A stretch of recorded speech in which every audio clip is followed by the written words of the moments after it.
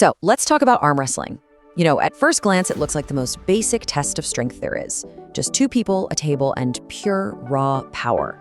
But, as we're about to find out, it's a whole lot more complex than it looks, especially if you're new to it. And no, that's not just for dramatic effect. The forces going through your arm are absolutely huge. And if you don't have the right technique to lose, you're putting yourself at serious risk. This isn't just some bar game, it's a science of leverage and body mechanics.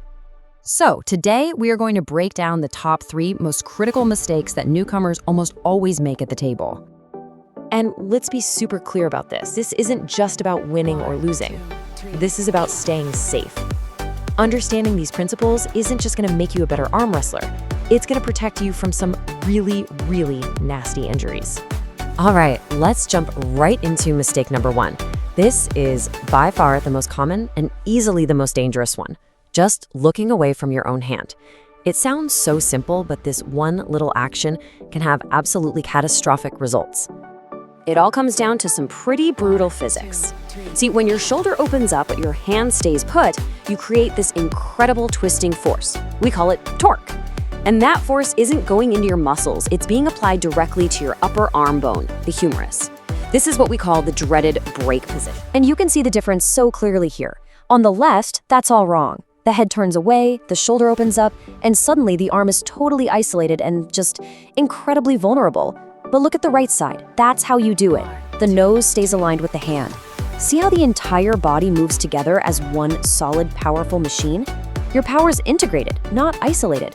So here's the big takeaway, the thing you absolutely have to remember.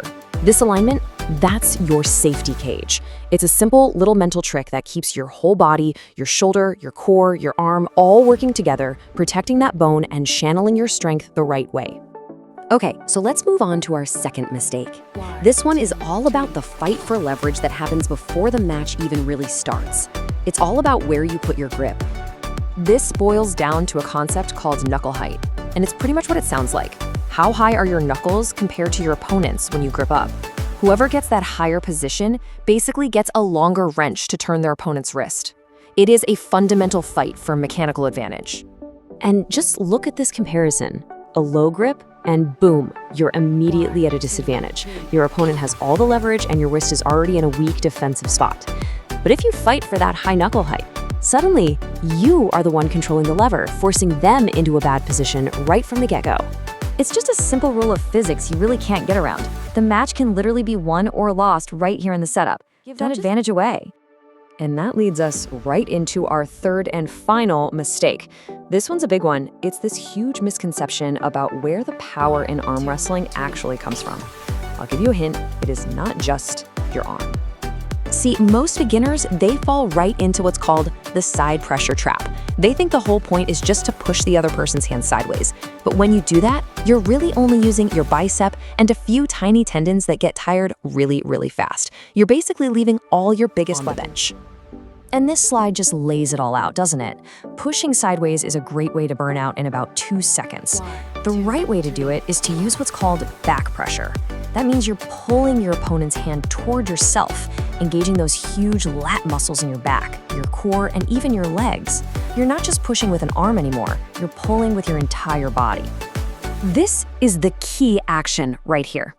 Before you even think about pushing sideways to get the pin, your very first move should be to pull backwards toward your own shoulder. Bring that match over to your side of the table, and then unleash the power of your whole body. Okay, so we've gone through the 3 biggest mistakes you can make. Now, let's put it all together and actually build that safety cage we've been talking about. It's really just a 3-step process. First, you align. Keep your body connected by keeping that nose in line with your hand. Second, you control. Win the setup by fighting for and securing the highest knuckle height you can. And third, you pull.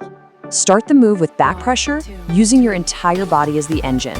And here's the most important part to get. These are not 3 separate tips. They're a single interconnected system.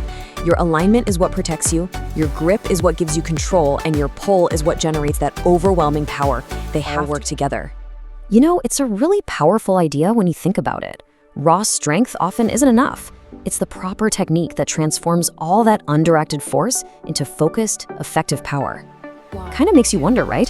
Where else are we just pushing sideways when a small change in our technique could